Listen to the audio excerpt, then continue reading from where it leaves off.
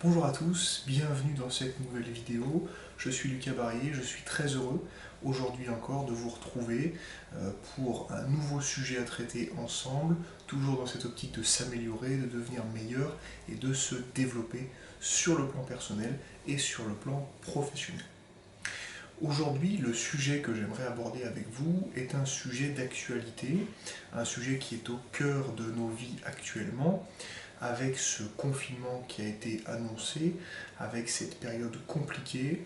Nous devons composer avec ce que nous appelons aujourd'hui le travail à distance. Sur une sphère professionnelle, on appellera ça le télétravail, et sur une sphère un petit peu plus personnelle ou alors aussi en termes d'études, nous avons les cours suivis à distanciel, le fameux travail à distance, comme je le disais précédemment. Aujourd'hui, avec cette période un petit peu compliquée, je ne souhaite pas vous donner les avantages et les inconvénients de ces méthodes, puisque pour la plupart, elles sont imposées, parfois choisies, mais pour la plupart imposées, ce travail à distance. Mais j'aimerais aujourd'hui qu'on voit ensemble quelles sont les clés pour que ce nouveau mode de travail, cette nouvelle expérience, soit une réussite. Quels sont les facteurs à mettre en place, quels sont les pièges aussi à éviter. J'espère que cette vidéo vous plaira. On commence tout de suite avec comment réussir cette période de travail à distance, parce que nous sommes les clés de toutes les portes closes de nos vies.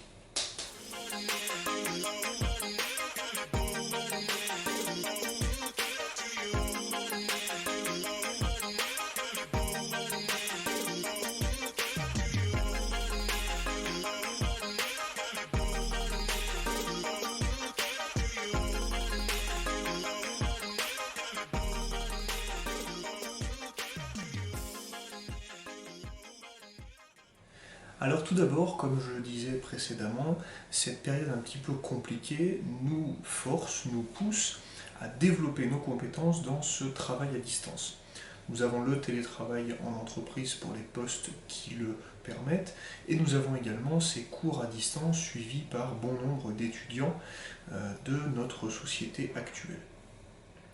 Aujourd'hui, nous devons apprendre à travailler avec ces nouvelles conditions qui présentent divers avantages, qui présentent aussi divers inconvénients. Aujourd'hui, voyons à la fois pour le télétravail et pour le travail à distance dans le côté scolaire et dans les études en cours à distanciel, quelles sont les règles à suivre, quels sont les impératifs à mettre en place. On commence tout de suite. Le premier point essentiel que nous souhaitons aborder ensemble aujourd'hui, c'est ce que j'appelle personnellement l'environnement. L'environnement que nous avons au travail ou que nous avons au cours de nos études, aujourd'hui nous en sommes privés. Nous ne pouvons plus nous rendre dans les salles de classe et nous ne pouvons plus nous rendre dans notre bureau ou dans notre entreprise, au sein des locaux de notre entreprise. L'objectif avec le télétravail ou avec le cours à distanciel, ça va être de recréer le plus à l'identique possible cet environnement de travail propice à la concentration, propice à la productivité aussi, de recréer donc cet espace, cet environnement de travail à votre domicile.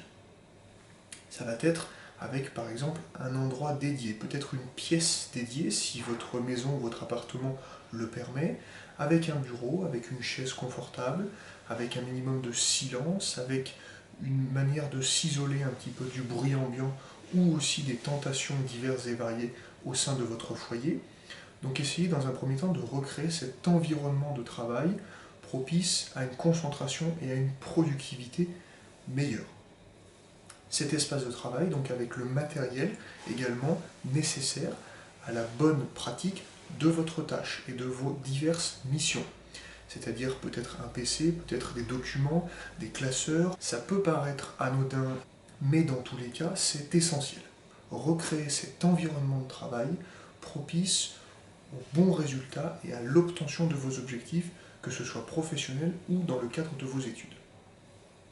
Et dans cette sphère de l'environnement de travail, je rajouterai également le relationnel. Il est important, lorsque nous sommes en télétravail ou en cours à distanciel, de maintenir des relations fortes avec nos collègues de travail ou avec nos camarades. Si physiquement nous ne pouvons plus voir ces personnes, prendre un café avec ces personnes ou manger avec ces mêmes personnes, nous pouvons les appeler, nous pouvons leur écrire par mail, leur écrire aussi par SMS, et donc garder ce contact social qui est très important. Donc en résumé, sur cette sphère de l'environnement de travail, recréer au maximum les meilleures conditions possibles, identiques à votre salle de classe ou à votre bureau, chez vous, pour être toujours plus performant et toujours plus productif. Et n'oubliez pas également de maintenir ce contact social avec vos camarades ou avec vos collègues de travail, vos collaborateurs, pour maintenir ce relationnel très important, surtout dans cette période actuelle. Le deuxième point très important que je souhaitais vous livrer aujourd'hui, c'est ce que j'appelle personnellement le rythme de vie. Oui, lorsque nous optons ou lorsque nous passons au télétravail ou au cours à distanciel, nous avons une modification de notre rythme de vie avec les transports par exemple du matin et du soir et également la pause du midi. Mais dans tous les cas, notre rythme de vie personnel doit rester le plus identique possible. Nous avons parlé de quelques bases, mais toujours dormir de manière régulière avec des bonnes nuits de sommeil, en quantité et en qualité, conserver également un bon rythme au niveau des repas, matin, midi et soir, à des heures régulières, s'imposer le matin une heure de réveil, s'imposer également de s'habiller, de s'apprêter, comme si nous allions au travail ou comme si nous allions en cours. Donc essayez de garder au maximum ce rythme de vie qui est le vôtre au quotidien dans une situation plutôt normale. Cela va avoir pour effet et pour avantage de vous conserver motivé, impliqué et parfaitement conscient que la période actuelle, même si elle est particulière, a toujours les mêmes enjeux. D'un côté, la réussite scolaire et l'obtention de vos diplômes, et d'un autre, vos qualités professionnelles qui doivent toujours être prouvées et la qualité de votre travail qui doit rester inchangée. Donc maintenez ce rythme de vie au maximum, identique auparavant. Le rythme de sommeil, le rythme des repas, s'habiller, prendre aussi parfois des temps de pause, s'aérer aussi de temps en temps quelques minutes pour prendre l'air, pour recharger les batteries, pour se ressourcer aussi. Gardez un rythme de vie le plus sain possible, celui qui vous convient, et ne cédez pas aux tentations ou aux dérives qui peuvent vous pénaliser dans votre qualité de travail, dans l'obtention de vos diplômes. Gardez un rythme de vie sain. Et puis, le troisième point que je souhaitais vous livrer aujourd'hui, c'est ce que personnellement j'appelle le rythme de travail. Nous avons parlé du rythme de vie, ici nous rentrons davantage sur le rythme de notre société, de notre entreprise, ou le rythme de cours suivi par notre établissement. Maintenez des horaires fixes, respectez ces horaires, que ce soit votre emploi du temps lors de vos diplômes, lors de vos cours et lors de vos études, ou que ce soit les horaires de votre entreprise, dans lesquels vous devez être disponible, vous devez être prêt et vous devez être en action si le besoin se fait sentir. Donc conservez ce rythme de travail avec ses disponibilités, avec ses temps d'action, avec ses temps de réflexion, avec ses travaux à mener, avec ses études à suivre, avec ses révisions à faire aussi. Maintenez ce rythme de travail pour le bon fonctionnement du télétravail et des cours à distanciel. Encore une fois, vigilance à toutes ces déviances, à toutes ces dérives et ces tentations qui pourraient venir vous perturber. Gardez au maximum le rythme de travail que vous aviez auparavant dans votre entreprise, mais également dans vos études. Cela peut passer par des petites choses anodines. Respectez votre emploi du temps, établissez un planning avec des tâches à court terme, avec des objectifs à court terme, pour vous motiver et pour continuer à rester impliqué et pleinement investi dans vos différentes missions. Donc conservez un rythme de travail qui est le vôtre à l'accoutumée et restez investi et motivé dans toutes vos missions, qu'elles soient professionnelles ou par rapport à vos études. Pour résumer un petit peu les différents thèmes qui ont été abordés et les propos que je vous ai tenus aujourd'hui, il y a quelques mots-clés à retenir et qui pourront vous donner la ligne directrice, le fil rouge à suivre pendant toute cette période qui va nous accompagner durant plusieurs semaines. Dans un premier temps, je retiendrai la rigueur. Le respect des règles, le respect du temps aussi de travail, c'est la rigueur. Dans un second temps, je parlerai aussi d'organisation. L'organisation de votre journée, l'organisation de vos temps de travail et également de vos temps de pause. Je parlerai aussi de confiance. La confiance que vous avez en votre manager ou en votre professeur, mais la confiance aussi que ces personnes-là vous portent. Ne décevez pas ces confiances.